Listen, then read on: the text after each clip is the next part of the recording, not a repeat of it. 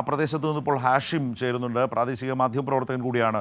ഹാഷിം, ഇതുമായി ബന്ധപ്പെട്ട് കൂടുതലായി പങ്കുവെക്കാൻ കഴിയുന്ന കാര്യങ്ങൾ എന്തൊക്കെയാണ് ഹാഷിമിന് അറിയാവുന്ന കാര്യങ്ങൾ? നിലവിൽ വനത്തിൽ നിന്ന് ബോഡി പ്രിയദർശിനി എസ്റ്റേറ്റിന്റെ അടുത്തേക്ക് മാറ്റിയിട്ടുണ്ട്.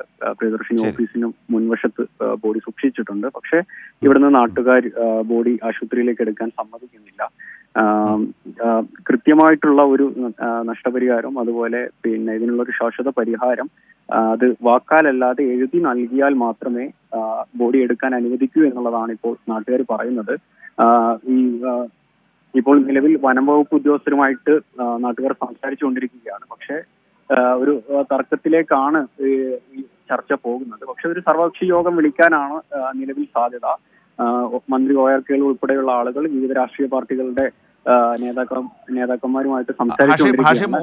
ഹാഷിം, ഇതിൽ ഒരു തരത്തിലും ഒരു തർക്കത്തിൻ്റെതായ ഒരു സാഹചര്യം ഉണ്ടാകുമെന്ന് വിചാരിക്കുന്നില്ല. കാരണം ആ ജനതയുടെ ആ മനുഷ്യരുടെ ആശങ്ക അത്ര വലുതാണ്. നിശ്ചയമായും ഇതുപോലെയുള്ള സന്ദർഭങ്ങളിൽ അവർക്ക് ആ കുടുംബത്തിന് തുടർന്നങ്ങോട്ട് നൽകേണ്ട സഹായധനത്തിൻ്റെ കാര്യത്തിലൊക്കെ മുൻപും സമാനമായി തന്നെയുള്ള സന്ദർഭങ്ങളിലൊക്കെ ശരിയായ തീരുമാനങ്ങൾ ഉണ്ടായിട്ടുണ്ട്. അത് ആ നിലയിൽ എല്ലാവരും അംഗീകരിക്കപ്പെട്ട, സ്വാഭാവികമായി അതിൻ്റെ തുടർച്ചയിൽ അതുണ്ടാകും. പക്ഷേ വൈകാരികമായി ഈ സമയത്ത് അക്കാര്യങ്ങൾ ഉന്നയിക്കുക, അതിൽ ചില ഉറപ്പുകൾ വാങ്ങുക എന്നുള്ള അവരുടെ ഇപ്പോഴത്തെ നിലപാടും വളരെ കൃത്യമാണ്. അതിലൊരു തർക്കവുമില്ല. കാരണം അങ്ങനെ ഒരു മാനസികാവസ്ഥയിലാണ് അവരെല്ലാവരും നിൽക്കുന്നത്. രണ്ടാമത്തെ പ്രധാനപ്പെട്ട കാര്യം ഹാഷിം സൂചിപ്പിച്ചതുപോലെ ഈ കടുവയെ പിടികൂടുക, കടുവയെ വെടിവെക്കുക എന്നുള്ളതാണ്. ഇപ്പോൾ വനം മന്ത്രി തന്നെ അക്കാര്യത്തിൽ നിർദ്ദേശം നൽകിയ വിവരം നമ്മുടെ മുമ്പിൽ വന്നിട്ടുണ്ട്. ഹാഷിം, അതിനുള്ള നടപടികൾ വനംവകുപ്പിൻ്റെ ഭാഗത്തു നിന്ന് ഈ നിർദ്ദേശത്തിൻ്റെ അടിസ്ഥാനത്തിൽ കാര്യങ്ങൾ നീങ്ങുന്നുണ്ടോ? അതിനുള്ള ക്രമീകരണങ്ങൾ ആരംഭിച്ചു തുടങ്ങിയോ അവിടെ? അതെ, വനംവകുപ്പ് ഉദ്യോഗസ്ഥരും നിരവധി ജീവനക്കാർ, കണ്ണൂർ അതുപോലെ ജില്ലകളിൽ നിന്നുള്ള വനംവകുപ്പ് ജീവനക്കാർ ഉൾപ്പെടെ സംഭവസ്ഥലത്തേക്ക് പുറപ്പെട്ടിട്ടുണ്ട്. അതുപോലെ വനംവകുപ്പിന്റെ ഒരു ടീം കാടിനുള്ളിലേക്ക് കയറി അവിടെ കടുവക്കായിട്ടുള്ള പരിശോധന നടത്തുന്നുണ്ട്. ഇത് ഒരു തിക് ഫോറസ്റ്റ് ആണ്, അതായത് വലിയ ഏരിയ തരംതിരിച്ചിട്ടുള്ള ഒരു നിബിഡ വനമാണ് അല്ലേ?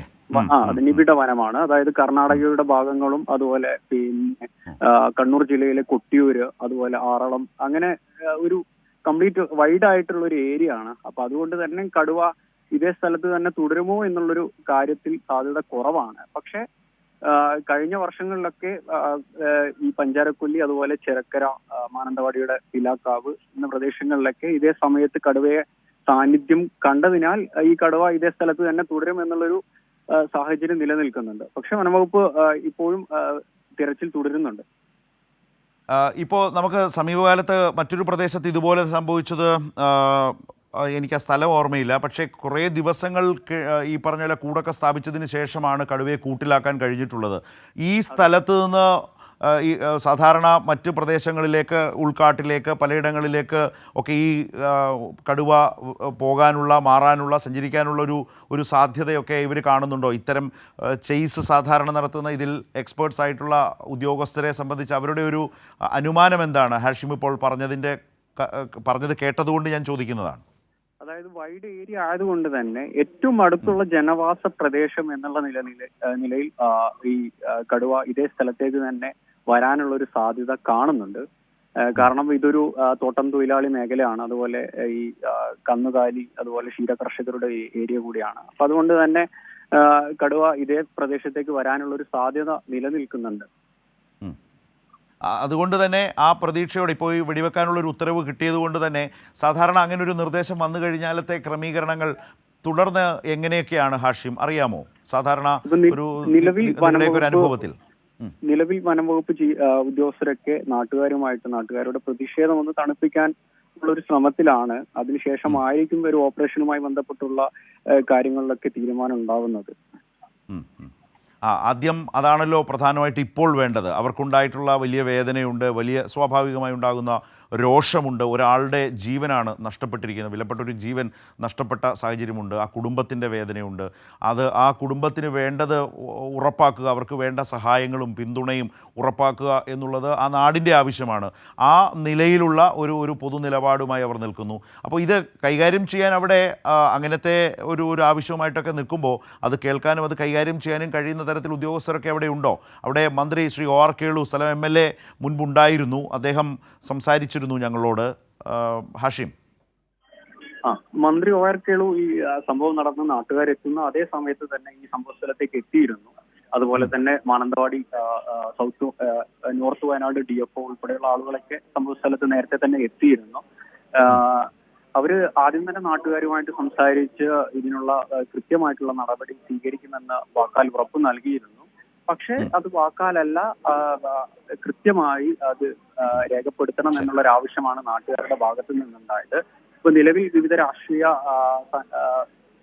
അതുപോലെ സാംസ്കാരിക സംഘടനകളുടെ പ്രവർത്തകരൊക്കെ എത്തിയപ്പോൾ ഒരു എന്താ പറയാ ഒരു വൈഡ് ആയിട്ടുള്ള ഒരു അഭിപ്രായങ്ങൾ വരുന്നത് ഏകോപിപ്പിക്കാനുള്ള ഒരു കാലതാമസമാണ് ഇപ്പൊ നിലവിൽ ഇവിടെ ഈ ബോഡി എടുക്കുന്നതിനുള്ള ഒരു വൈകുന്നതിനുള്ള പ്രധാനപ്പെട്ട കാരണം. പക്ഷേ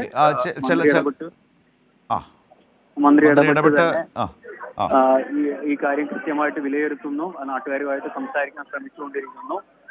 അല്പസമയം കൊണ്ട് തന്നെ മാനന്തവാടി മെഡിക്കൽ കോളേജിലേക്ക് ബോഡി മാറ്റുമെന്നുള്ളൊരു പ്രതീക്ഷ നിലനിൽക്കുന്നുണ്ട്. ശരി. ഇപ്പോൾ നന്ദി ഹാഷിം ആ പ്രദേശവാസിയാണ്, പ്രാദേശിക ലേഖകനാണ്. ആ നിലയിൽ ആ നാടിൻ്റെ ഇപ്പോഴത്തെ ഒരു അവസ്ഥ, അല്ലെങ്കിൽ അവിടെ നിരന്തരം ഉണ്ടാകുന്ന പ്രശ്നങ്ങൾ, ഇതേ തുടർന്നിപ്പോൾ നാട്ടുകാരുടെ ഭാഗത്തു നിന്നുള്ള ഒരു പ്രതിഷേധം, അവരുടെ വൈകാരികമായിട്ടുള്ള അവരുടെ ദുഃഖകരമായിട്ടുള്ളൊരു പശ്ചാത്തലം, സാഹചര്യം, ഇതിൽ നിന്നൊക്കെ മന്ത്രി നമ്മൾ സ്ക്രീനിൽ കാണുന്ന പോലെ മന്ത്രി OR കേളു ഇതറിഞ്ഞ് അപ്പോൾ തന്നെ സ്ഥലം MLA കൂടിയാണ് അദ്ദേഹം, അവിടേക്ക് എത്തിയിരുന്നു. ഇതെല്ലാം ഏകോപിപ്പിച്ച് കാര്യങ്ങൾ കൊണ്ടുപോവുക, ഇവരെല്ലാവരും ഒത്തുചേർന്ന് വേണം ഇനി അങ്ങോട്ട് ഓരോ നടപടികളും എടുത്തു പോകാൻ. അതിനുവേണ്ട കാര്യങ്ങളൊക്കെ പോകുന്നു എന്നതുകൂടിയാണ്